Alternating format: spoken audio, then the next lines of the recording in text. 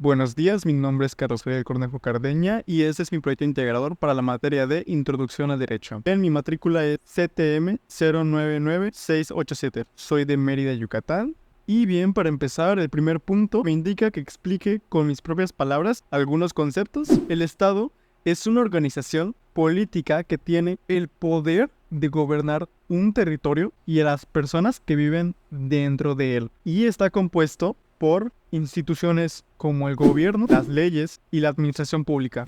¿Qué es el testamento? El testamento es un documento legal en el que una persona que se le conoce como testador declara cómo quiere que se distribuyan sus bienes y propiedades después de su muerte. El siguiente concepto es sucesión y se refiere al proceso legal mediante el cual los bienes y derechos de una persona fallecida se transfieren a los beneficiarios. Constitución es el conjunto de leyes fundamentales que establecen la estructura, el funcionamiento y los principios de un Estado, que se encarga de definir los derechos y deberes de los ciudadanos. Garantías individuales son los derechos fundamentales que el Estado reconoce y protege para todos los ciudadanos, que incluyen la libertad, la igualdad, la propiedad y el acceso a justicia. Bien, el siguiente concepto, soberanía, es el poder supremo que tiene un Estado para gobernarse a sí mismo sin interferencia externa, y eso se refiere que el Estado en sí tiene la autoridad para tomar decisiones dentro de su propio territorio para representar a la nación. Las obligaciones en sí son deberes que una persona tiene hacia otra que son derivados de un contrato o ley. Por ejemplo, si se firma un contrato de compra, tienes la obligación obviamente de pagar ese precio en el cual firmaste. Ahora, el contrato es un acuerdo legal entre dos o más partes en el que se establecen derechos y obligaciones que obviamente deben cumplirse. Ok, el siguiente punto. ¿En qué situación se puede extinguir una obligación jurídica? Únicamente se puede extinguir en ciertas situaciones. La compensación ocurre cuando dos personas, por ejemplo, son deudoras y acreedoras recíprocas. Si ambas deudas son de la misma cantidad, obviamente te extinguen mutuamente. En la remisión de deuda, la obligación se extingue y el acreedor decide perdonar al deudor de la obligación de manera total o parcial.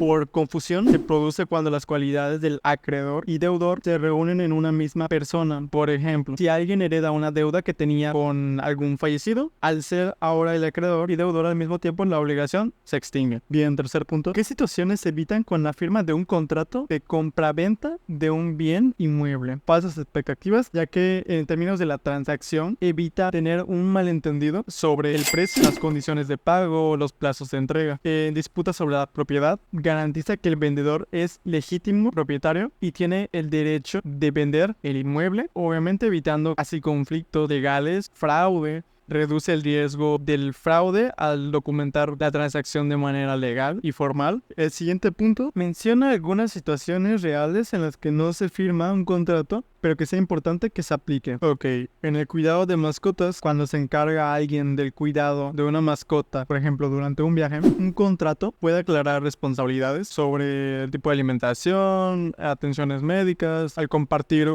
una vivienda o como se le conoce aquí en México como tener un roomie, que en sí consiste en vivir junto con un compañero de un cuarto.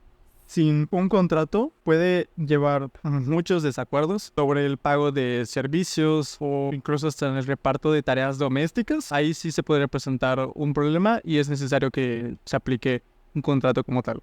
Mi opinión es una herramienta muy poderosa para asegurar el cumplimiento de una obligación, pero la seguridad absoluta no está garantizada como tal, ya que la efectividad depende también de la voluntad de las personas.